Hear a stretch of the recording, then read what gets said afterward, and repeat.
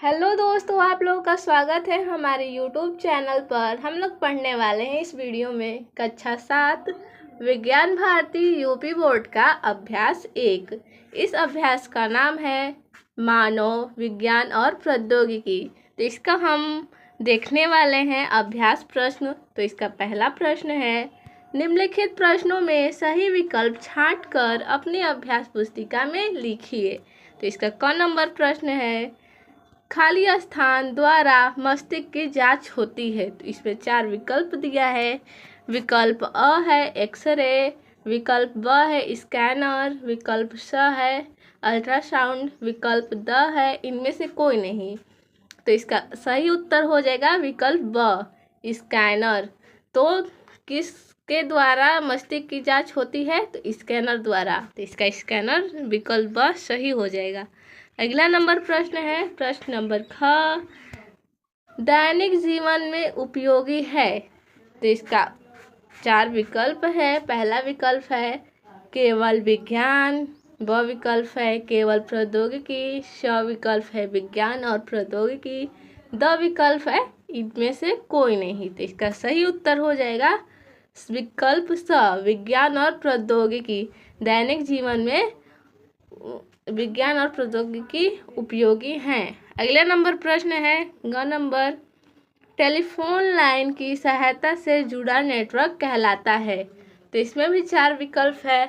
अ है स्मार्टफोन, ब है इंटरनेट, श है कंप्यूटर, द है कोई नहीं। तो इसका सही उत्तर हो जाएगा विकल्प ब इंटरनेट। टेलीफोन लाइन की सहायता से जुड़ा नेटवर्क इंटरनेट कहलाता है। अगला घ नंबर प्रश्न है, मृदा प्रदूषण से कम होती है।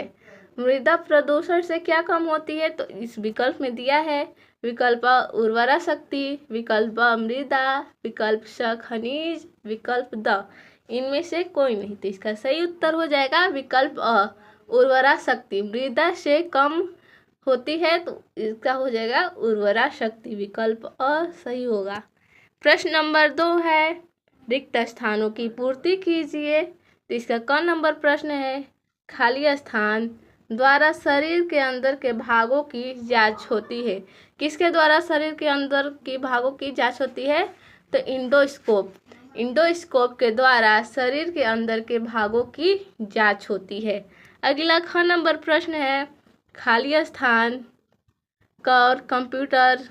खाली स्थान मनोरंजन के साधन है। तो मनोरंजन के कौन कौन से साधन है? तो इसका उत्तर हो जाएगा मोबाइल, कंप्यूटर और वीडियो गेम। ये सब मनोरंजन के साधन है। अगला ग नंबर प्रश्न है, ढेकुली रहत खाली स्थान के पारंपरिक साधन है। तो किसके पारंपरिक साधन है? तो कृषि भरा जाएगा। यहाँ पर कृषि सही होगा। घ नंबर प्रश्न है, कृषि उपजाऊ में आशातीत वृद्धि को खाली स्थान कहते हैं। तो क्या कहते हैं? हरित क्रांति। तो यहाँ पर हरित क्रांति भर देंगे। अगला प्रश्न है, विज्ञान के नियमों एवं सिद्धांतों का अनुप्रयोग खाली स्थान कहलाता है। तो विज्ञान के नियमों एवं सिद्धांतों का अनुप्रयोग क्या कहलाता है? तो वो प्रौद्योगिकी कहलाता है। तो इसमें प्रौद्योगिकी भर देंगे।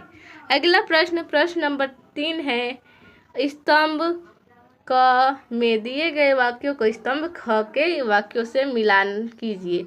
तो जो स्तंभ क और ख है तो क को स्तंभ ख से मिलाना है। तो इसका क नंबर दिया है ईमेल। तो ईमेल को हम लोग मिला देंगे कंप्यूटर आधारित संचार की युक्ति। ईमेल का हो जाएगा कंप्यूटर आधारित संचार की युक्ति।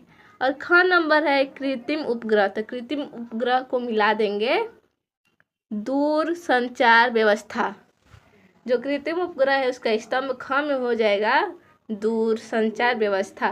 ग नंबर है मनोरंजन के साधन बढ़ने से ध्वनि प्रदूषण।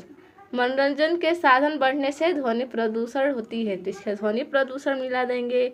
और घ नंबर है पृथ्वी, अग्नि और त्रिशूल। तो इसका हो जाएगा मिसाइलें। और अगला है लास्ट एलपीजी। एलपीजी खाना पकाने का गैस। मतलब एलपीजी हमें खाना पकाने का गैस में उपयोगी होता है, तो इसका खाना पकाने का गैस हो जाएगा। अगला नंबर अब प्रश्न देखेंगे, प्रश्न नंबर 4। प्रश्न नंबर 4 है प्रौद्योगिकी का क्या अर्थ है, तो इसका उत्तर हो जाएगा विज्ञान के नियमों एवं सिद्धांतों के अनुप्रयोग से मानव हित में संसाधनों का निर्माण ही प्रौद्योगिकी कहलाता है। तो जो विज्ञान के नियमों एवं सिद्धांतों के अनुप्रयोग से मानव हित में संसाधनों का निर्माण ही प्रौद्योगिकी कहलाता है। अगला नंबर प्रश्न है प्रश्न नंबर 5। विज्ञान और प्रौद्योगिकी में क्या संबंध है, तो इसका उत्तर हो जाएगा विज्ञान और प्रौद्योगिकी का घनिष्ठ संबंध है। दोनों एक दूसरे पर आश्रित हैं। विज्ञान के आविष्कार से नई प्रौद्योगिकी विकसित होती है तथा प्रौद्योगिकी के उपयोग से नए वैज्ञानिक खोज एवं आविष्कार होते हैं। तो इसका ये प्रश्न इतना ही आंसर होगा। अगला नंबर प्रश्न है प्रश्न नंबर 6। तो प्रश्न नंबर 6 दिया है हरित क्रांति क्या है, तो हरित क्रांति क्या है हम लोग उत्तर में देखेंगे कृषि उपज में आशातीत वृद्धि को ही हरित क्रांति कहते हैं।